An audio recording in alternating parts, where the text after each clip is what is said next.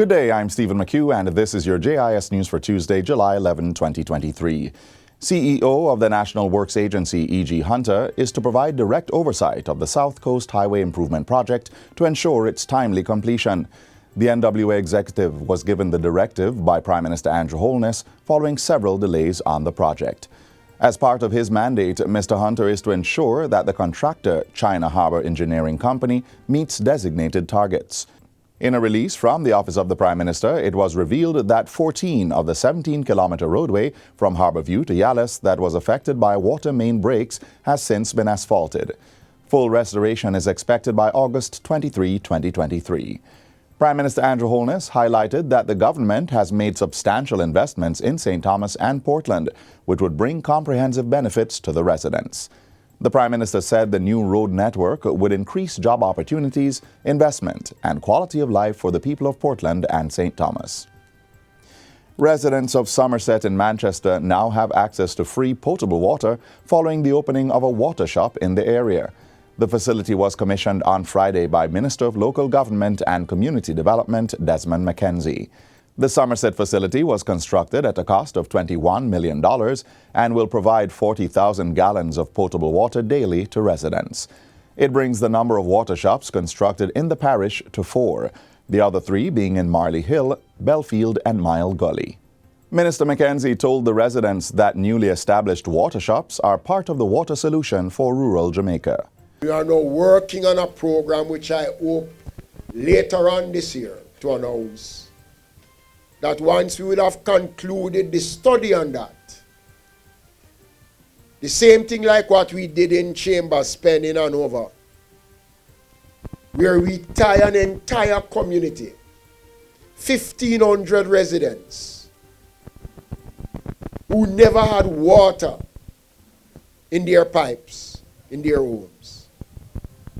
And we use rural water to devise a system that ties them into a main water line that in Chambers Pen, in Hanover, every single household have water in their homes as a part of the improvement of providing water. In the meantime, Minister McKenzie says in light of the current drought, municipal corporations are being provided with funds to buy water trucks so they can respond to communities that need water. Minister of Labour and Social Security Pernell Charles Jr. is encouraging normalcy at the National Water Commission, NWC, as the agency seeks to resolve wage talks. The management of the NWC and 5 unions representing over 2,000 workers met at the ministry on Monday to iron out concerns with the compensation review. Following several hours of conciliatory talks, the parties have agreed to further review the management's revised proposal and to resume talks at the ministry on Wednesday, July 12, 2023 at 2 p.m. I want to thank all the parties for embracing the Ministry of Labour and Social Security as a platform for continued dialogue, and I encourage all parties to remain in a state of normalcy during the conciliatory process. Education Minister Fable Williams says the government is advancing its commitment to provide a more interactive classroom experience. Minister Williams says the aim is to have a classroom system that is bolstered by technology to drive innovation through further integration of science, technology, engineering, and mathematics, STEM.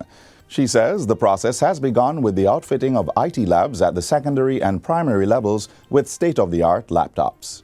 When we visit our classrooms, especially in our secondary schools, but also in our primary schools, we want to see a different configuration in how the class is set up. Currently, when you go in, chances are you're going to see desks neatly in a row and the teacher in front of the class. We want to see those desks rearranged so students can work in small groups. Minister Williams was speaking recently at the Micro University STEM Century International Conference. She says the vision for the new classroom is to have hands-on material and equipment for use in experiments, projects, and investigations, as well as state-of-the-art science labs. The Education Minister assures that the government is working to provide all educators with the required resources. In our STEM journey, discrete or integrated or both. We must have STEM teachers, an educator who specializes in teaching the subject. We stand here today to say over 13,000 of our teachers in our primary schools and secondary schools have laptops, and we're only 50% of the way there. We will continue to outfit all our teachers with laptops. Meanwhile, the Education Ministry will be adopting a strategic and integrated program to help students transition from tertiary education to the workforce. The aim is to meet the needs of the labor market. According to Portfolio Minister Favour Williams, the preparation will start from the pre-primary to secondary level with a standardized curriculum. The world of work is calling for educational institutions to produce a different kind of students with what has become known as the 21st century skills, creativity, collaboration. So it's not just learning the book work, as we would say, the academics. It's also these other skills that will allow them to be effective in the world of work. Minister Williams was addressing the Association of Caribbean Higher Education Administrators' 20th annual conference recently. She emphasizes that discussions are ongoing for enhancing important aspects of the tertiary education sector. Areas include expanding access, funding for students and institutions, and the relevance of programs, considering the shifting demands of the labor market. Tertiary education and training continues to provide important social benefits.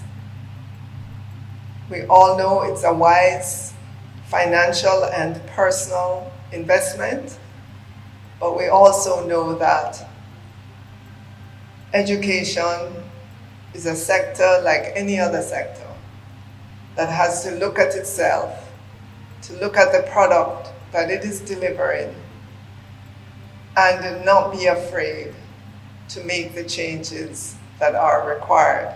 And finally, the successful completion of the 3 public Wi-Fi hotspots per constituency program has paved the way for a 4th to be added. The extension of the program will start in the 4th quarter of this financial year and will be implemented at a cost of over $100 million through the Universal Service Fund.